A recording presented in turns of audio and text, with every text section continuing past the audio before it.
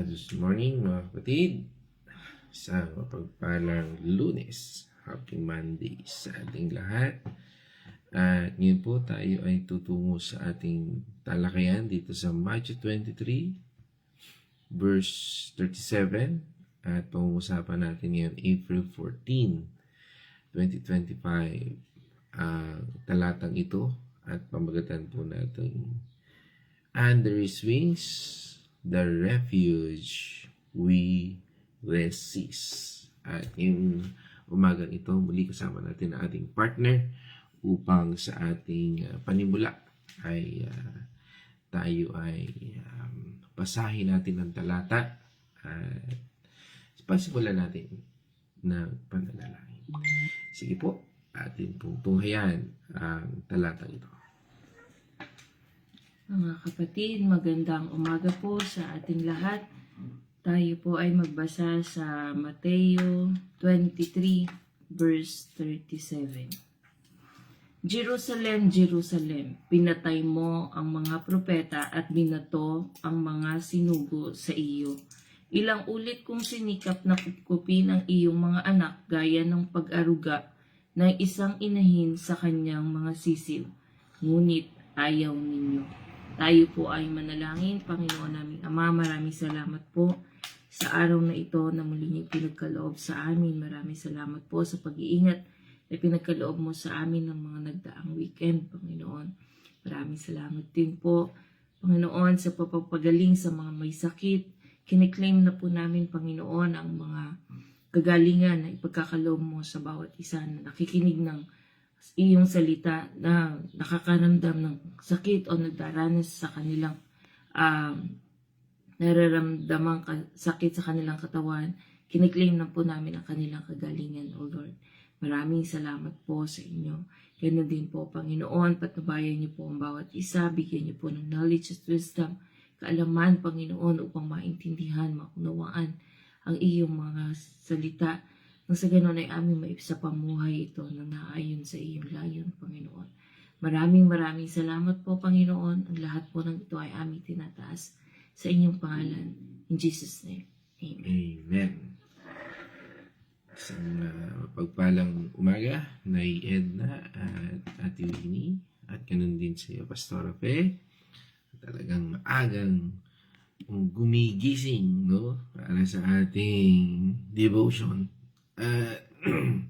Sa ating talatang ito po, mga kapatid, ay napakaganda na ating patuloy na linangin, suriin o pagbulay-bulayan. Dahil ang talatang ito po ay tila kung titingnan at ating susuriin ay may halong kalungkutan, na pagpapahiwatig ng ating Panginoong Jesucristo sa kanyang bayan o sa mga tao na kanyang tinawag. Sabi nga dito sa talatang ito, parang isang magulang na nagmamakaawa sa kanilang anak na nagpapahayag ng matinding paghihinayang dahil sa pagtanggi ng Jerusalem sa kanyang pag-ibig at proteksyon.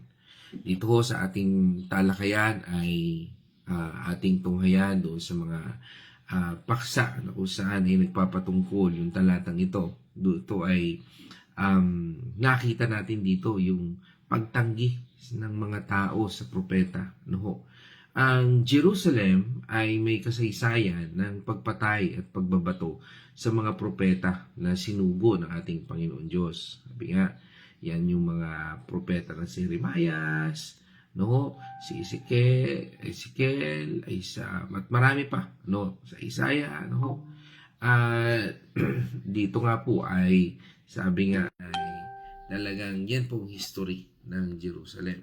Ito ay simbolo ng pagtanggi sa katotohanan at kalooban ng Diyos, dahil doon sa mga sinasabi ng propeta o mensahero ng ating Panginoon Diyos.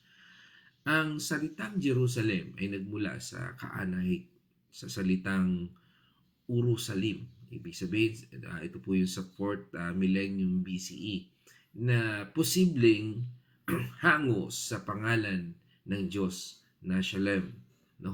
Ang Diyos ng dapit hapon Ibig sabihin po ng Shalem o ang Diyos ng kapayapaan. Kaya po yan, Shalom. No? At dito sa kapayapaang ito, sa mitolohiyang Canaanite, ito po ay patungkulan po doon. Sa wikang Hebreo, ito po ay tinatawag na Jerusalem, no? Jerusalem, ano ho? Ibig sabihin po nito ay na may implikasyon na pagkakalob ng kapayapaan o pinagpala ng Diyos. Sinasabing pinagpala tayo ng Panginoon Diyos, yan po ay tinatawag na Jerusalem. Ano po? Yan po yon. O yung Shalem. No? Ito po ay naging kabisera ng kaharian ng Israel noong panahon ni Haring David. Mga 1000 BCE po yan. Dinala rin dito ang Ark of Covenant. Ito po yung pinapasa na parang may pakpak at doon ay sabi nga ay yung pagsasaklob na ito po yung kahon ng kasunduan, the Ark of Covenant, bilang simbolo ng pasensya ng ating Panginoon Diyos o yung habag ng ating Panginoon Diyos sa atin. Itinayo ni Haring Solomon ang unang templo. Dito rin po yan sa Jerusalem na naging sentro ng pagsamba sa Diyos ng Israel. Dito rin po sa Jerusalem ay winasak ng mga taga-Babylonian mga 586 BCE at ganun din ang Roma ng 70 CE. Ngunit muling itinayo sa iba't ibang panahon. Bilang banal na lungsod, itong Jerusalem ay may pananagutan na tanggapin ang mga propeta at sundin ang kanilang mensahe. Ang pagtanggi ay nagpapahiwatig ng pagiging matigas ang ulo, pagmamataas at pagiging sarado sa katotohanan. Ang mga tao ng Jerusalem ay mas pinili ang kanilang sariling tradisyon, paniniwala kaysa sa kalooban ng Diyos. Ang pagtanggi sa mga propeta ay hindi lamang nagaganap sa pamamagitan ng pagpatay at pagbabato. Sabi nga sa kasalukuyang panahon, maaring ito ay makikita natin sa una, maaring ito ay pagpapawalang bahala sa salita ng Diyos. Ikaw ba ay nagwawalang bahala sa salita ng Panginoon Diyos? Yan. Ang mga tao ay maaring tumatanggi sa banal na kasalutan, pagpapawalang bahala sa mensahe ng Diyos. Yan po. Sa kasalukuyang panahon din, maaring pagtanggi sa mga tagapagturo ng salita. Maaring tumatanggi ang mga tao na pakinggan ang mga mangangaral, pastor o guro ng Biblia. Ay, alam ko na yan. Kaya ko na yan. Maaring din sa panahong ito, yung mga taong tumututol sa pangaral ng pagbabago. Ang mga tao ay maaaring labanan ang pagbabago na hinihiling ng ating Panginoon Diyos. Ang Diyos ay patuloy na nagnanais na tayo ay aruguin. At dito sa ating talata ay ipinapakita rin sa atin at inihalin tulad ng Panginoon sa pag-uuruga ng isang ina. Ang paggamit ng imahe ng isang inahin na nag-aalaga sa kanyang mga sisiw ay nagpapakita ng walang hanggang pag-ibig at proteksyon ng Diyos sa kanyang bayan. Di po ba yung kung nakakita na tayo ng isang inahin, di ba yung mga sisiw talagang sumisiksik dun sa balahibo na halos hindi na natin makita yung sisiw. At kung ating titingnan, ito ay nagiging kumot, nagiging blanket yung kanyang balahibo para kung may mga insekto o na maaring lumapit, ito ay nagkukubli sa kanila. At ganun pa din, dahil sa nasa loob sila ng mismong katawan ng inahin, ay nagbibigay ito ng init, damdamin upang ito ay magbigay ng lakas kung tayo ay nilalamig o so ano pa mang paraan. Kaya nga, ito po ang imahe na ginamit ng ating Panginoong Jesucristo at dahil itong isang imahe na maaaring magpakita ng pag-aaruga ng isang ina. Ito ay isang paalala na ang Diyos ay isang mapagmahal, mapagpasensyang Ama na laging handang tanggapin tayo, alagaan tayo, kahit na tayo ay nagkakasala o kahit na tayo ay nagkasala. Ito ay isang panawagan sa atin na magtiwala sa kanyang pag-ibig at mapasailalim sa kanyang patnubay. Nakalulungkot nga lamang po dahil dito sa talatang ito ay nakita natin ang pagtanggi sa pagkupkup. Ang mga tao sa Jerusalem ay ayaw magpasailalim sa kanyang pag-aaruga. Hindi nila tinatanggap ang kanyang pag-ibig at proteksyon at pinili nilang manatili sa kanilang sariling mga paraan. Maaring katulad natin o katulad ng marami sa atin ngayon na patuloy na tinatanggihan ang pag-ibig na ito ng ating Panginoon Diyos.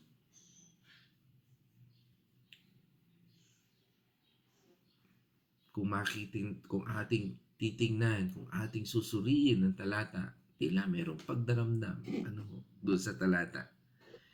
Ang pagdaramdam ng Diyos. Ang talatang ito ay nagpapakita ng pagdaramdam ng Diyos sa pagtanggi sa kanyang pag-ibig. Ito ay nagpapaalala sa atin ang pagtanggi sa Diyos ay hindi lamang nakakasakit sa atin, kundi nakakasakit din sa Kanya. Hindi gusto ng Panginoon na mapahamak tayo. Hindi gusto ng Panginoon Diyos. At yun ang pinararamdam ng Panginoon. Maraming taong nag-iisip na ang Diyos ay isang malayo at hindi maabot na nilalang na walang emosyon. Ngunit dito sa ating binasa, sa ating talata na binasa sa Biblia ay nagpapakita na ang Diyos ay may damdamin at ang kanyang pag-ibig, awa, galit, kalungkutan at kagalakan ay tunay. Ang talata ay nagpapakita ng kanyang matinding kalungkutan at pagdaramdam dahil sa pagtanggi ng kanyang bayan. Ang paggamit ng ating Panginoong Hesus ng mga salitang Jerusalem, Jerusalem ay nagpapahiwatig ng pagdadalamhati. Parang isang ina na nakita ang kanyang anak na nagkakamali. Ang ating Panginoon Diyos ay nagdurusa sa panunood sa kanyang bayan na lumalayo sa kanya. Kapag tayo ay lumilihi sa landas na tinutukoy ng Panginoon sa salita ng Panginoon Diyos, siya po'y nalulungkot. Minsan tumatanggi pa tayo. O minsan we compromise yung salita ng Panginoon Diyos. And sometimes, winawalang bahala lang natin. Kahit nalalaman na natin yung katotohanan. Kahit napakinggan na natin ang katotohanan. Kahit nabasa na natin ang katotohanan. Ang pagtanggi sa kanyang pag-ibig ay nagdudulot ng sakit. Ganon din sa sakit sa puso ng ating Panginoon Diyos. At ang pag-ibig na ito ng ating Panginoon Diyos ay nagpapaalala rin sa talatang ating binasa. Ito ay ang pagpapaalala sa kanyang walang hanggang pag-ibig sa ating lahat.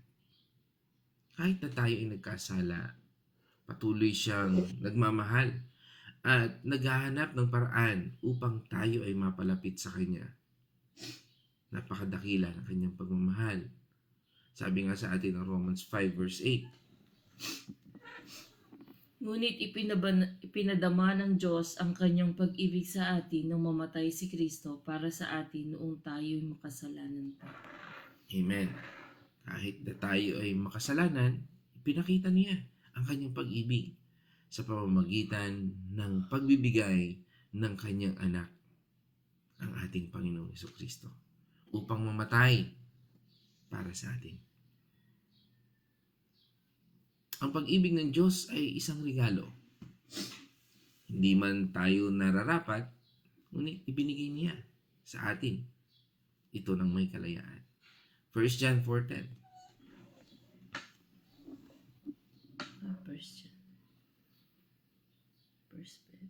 1 John 4:10.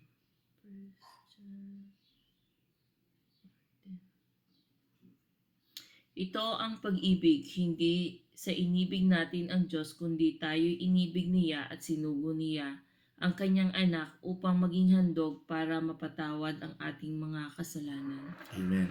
He first loved us. Minahal niya tayo para mahalin niya tayo. Para mahalin natin siya. He first loved us. Pinaramdam niya sa atin na kanyang pagmamahal para mahalin natin siya.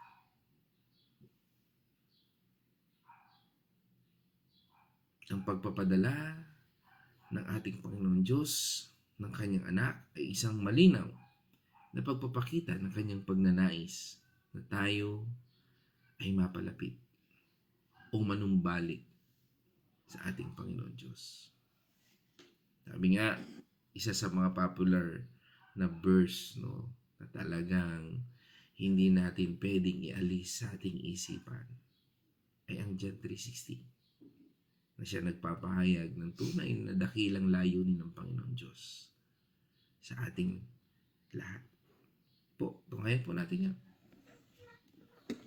Sapagkat gayon na lamang ang pag-ibig ng Diyos sa sangkatauhan, kaya't ibinigay niya ang kanyang kaisa-isang anak upang ang sino mang sumampalataya sa kanya ay hindi mapahamak kundi magkaroon ng buhay na walang hanggan. Amen. Ang kanyang pag-ibig ay hindi limitado sa mga perpekto, no? O kung tayo ay masasabi natin ay karapat dapat tayo, no? O maaari sabihin natin, akin natin, magaling kasi ako, kasi ganito ako. Hindi po. Hindi yan doon. Sabi nga, ang sino mang sumampalataya sa kanyang anak. Kahit mamamatay tao, yes, kung sasampalataya siya at buong puso niya isusuko ang kanyang buhay. Kahit magnanakaw, yes. Kung siya, puso siya tatapatin ng Panginoon Diyos, susunod sa mga aral ng Panginoon Diyos. Ano man ang kasalanan mo, kapatid? Kung tatanggapin mo si Kristo,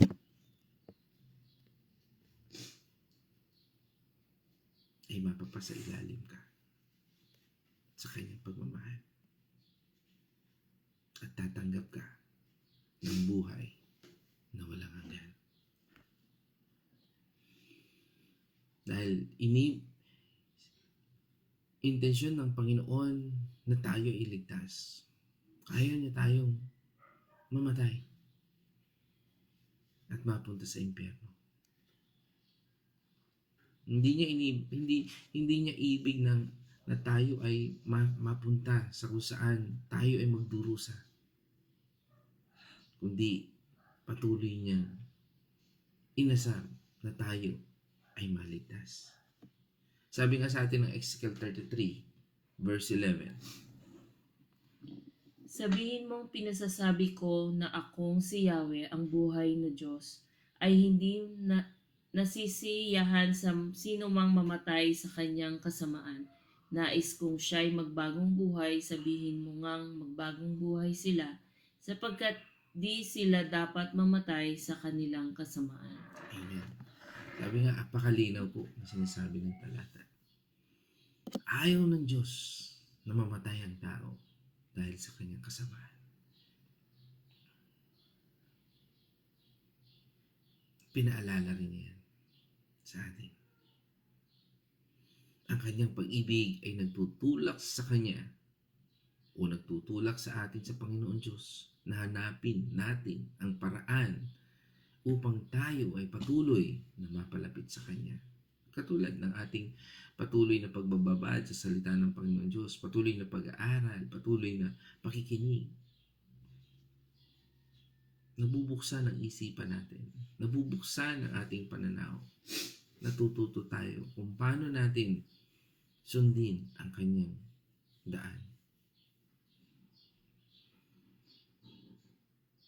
Siguro lahat naman po tayo ay napakinggan natin ang parable of the lost, no, o prodigal son, no, ng Luke 15:11-32. Ito po ay ang parabolang ito po ay sa nawawalang anak ay nagpapakita ng matinding pag-ibig at pagiging maawain ng Diyos.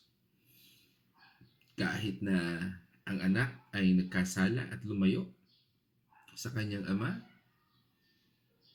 ang ama ay patuloy na naghihintay at nagagalak sa kanyang pagbabalik. Ang Diyos ay naghihintay, mga kapatid, sa atin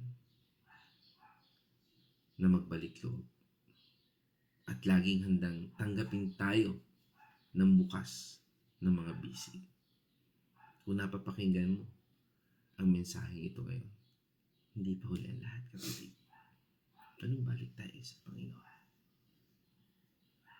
At huwag tayo humanto sa pagsisisi kung kailan huli na ang lahat. Tayo po ay may kalayaan o free will. At ang talatang ito ay nagpapakita rin ng kalayaan upang piliin natin siya. Tayo ay may karapatang tanggihan ang Diyos. Ngunit, may panganib at may mapait na kahinatnan ang mga ito. Dahil ang paglayo natin sa ating Panginoon Diyos ay tila isang panganib sa ating buhay. Kailangan po natin ang pagsisisi at pagbabalik loob.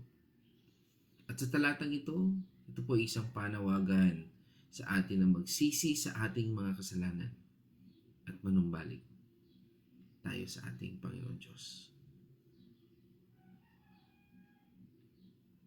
Tanging sa pamamagitan ng pagbabalik loob ay makikita natin ang kanyang pag-ibig at proteksyon. Mga kapatid, sa aking pagtatapos sa ating talakayan ngayong araw nito, na pinamagatan nating Under His Wings, the refuge we receive. Ito po ay, ang talatang ito po ay isang paalala sa atin na dapat nating tanggapin ang pag-ibig at proteksyon ng ating Panginoon Diyos. Huwag nating hayaang matulad tayo sa mga tao sa Jerusalem na patuloy na tumatanggi at tumanggi sa kanyang pag-aaruga at pag-aalaga. Sa halip, mga kapatid, magpasailalim tayo sa kanyang patnubay at patuloy nating yakapin ang kanyang walang hanggang pag-ibig. Purihin ang ating Panginoong Diyos. At ngayong araw na ito, nais kong ipasa ang bahagi ito para sa huling pananalita ng ating partner ngayong umaga ito. God's morning muli, mga kapatid. Napakaganda po ng ating napag-aralan ngayong araw na ito. Na kahit ano pa man po ang ating kasalanan, basta lumapit lang tayo sa Panginoon, pasakop tayo sa Kanya, tayo ay Kanyang patatawarin. Tayo ay Kanyang bibigyan pa ng mga chances, mga pag-asa na kinakailangan natin sa ating haharaping buhay. Kung tayo man po ay hindi pa nakakapanampalataya sa ating Panginoon, hindi pa natin naisusuko ang ating sarili sa ating Panginoon, kayo lamang po ay maaari po kayo humingi ng tulong or maaari kayong mag-message sa ating pastor, kay Pastor Mon, upang sa ganun ay ma-guide niya kayo sa ating paano manampalataya sa ating Panginoon. Tapos sa patuloy naman po nating aaral ng ating mga salita, lumakad po tayo sa presensya ng ating Panginoon, patuloy po tayo mag-aral sa salita niya, tayo ay palaging manalangin, at kung ano man po yung ating mga dating kasalanan ay iwanan na po natin. Pasakop na tayo sa ating Panginoon. Yun lamang po, maraming salamat po, ingat po kayo lahat. Amen. So mga kapatid, purihin natin po ng Diyos. Nais ko ma-acknowledge ang ating mga kapatid online. No? Tingnan po natin sila at kumustahin ang kanilang mga mensahe. No? Pinangunahan po ito ni Nay Edna Arozena ng Diliw, Laguna. At sinundan siyempre ng ating mahal na kapatid, no? Yan, si Nay Winnie Patual. Yan. Sama rin natin siyempre si Pastor Ape, ano? Yan. malakas na, praise God. At ganun din sa sabi nga dito sa comment ni Nay Edna, mapagpalang umaga po sa ating lahat. Purihin po natin ang Panginoon. Amen. Sabi nga rin ni Nay Winnie, God's morning. Yan. Ganun din po sa inyo. Siyempre, si Pastor Rape, bumati rin. God's morning. Yan. Salamat po, Pastor Rape. Siyempre, kasama rin natin si Ate Cindy. Yan, God's morning. Yan. At, pagbati ni Nay Winnie kay Maripe, Batuhan, Lorena, yan, Lisel Dalangin, Hector Dalangin, yan, buong family Dalangin, yan, Rafael Dalangin, Gabi, yan, at pagbati rin kay Sister Abby, Malu, Michelle, and Mark, at buong De Los Santos family. Yan, pagbati rin natin kay Kuya Jimmy Gunyo, yan, sa Villa Escudero din. At ito rin si Sister Odette Castillo, yan, kasama rin natin. Mapagpalang umaga po. Ate Angeline, sila, pagbati ni Nay Winnie, Lina silang kagalingan, with prayer po. At syempre kasama rin natin ang aming bunsong kapatid, si Caroline Mercado. Good morning po. Yan. At salamat na Winnie sa pagbati mo sa aking mga anak, kay Kyle at kay Casey. At pagbati rin natin sa aking nanay, kay Sister Corazon. Salamat po. Yan. Kay nanay, aking mama. Yan. At pagbati rin natin kay Brother Joseph Manalang. Palang umaga po at welcome po sa ating sa daily devotion po ng Purpose Filled Life Ministry. At sa mga bago natin dito kasama, yan. Pagbati rin natin sa Nonoso family. Yan, kila Kuya Tony, Atenela, kay Aloha, kay Ting, kay Tiff, no? At ganun din sa family Talavera, no? Kay Prince, yan, at buong family. At kay pagbati rin natin kay Brother Rolly, Malasmas, Bumbani family. Yan, na-miss natin. At si Ezekiel, no? Yan, pagbati rin natin kay Brother Ian, Maripe Alejandrino family, sa buong family ni Brother Ian. Yan, pagbati rin natin kay Julius, no? Kumusta na nga pala si Julius? Si Julius nga ba may sakit? O si ano? Anyway, at yan kay Anthony Artiliaga and family. Yan. At pagbati rin natin kay Gloria Atiglo, Pelaluz, at Capus family, Joseph, yan, Rainy Boy, ayan, kay Rosario, yan. I think that's all. Yan, meron pa ang aking inaanak, si Eman, yan, Eman Gatchal yan. So, congratulations sa inyo ni Len, no? Meron na silang 2 kiddos, no? Yan. At syempre kay Ate yan, kay Celeste, no? Kay Sister Celeste, si Lemon Victory, no? Saan ba siya? Switzerland nga ba? Sorry, hindi ko parang nasa Switzerland, no? Hindi ako sure. Yan. Germany pala. Okay, so isang mapagpalang, hindi ko lang alam, hindi ako familiar sa kung umaga, tanghali, gabi dyan sa inyo. Ganun pa man, purihin ng Diyos. Okay, at siyempre pagbati rin natin kay Ate Marta at kay Kuya Chris ngayong umaga ito.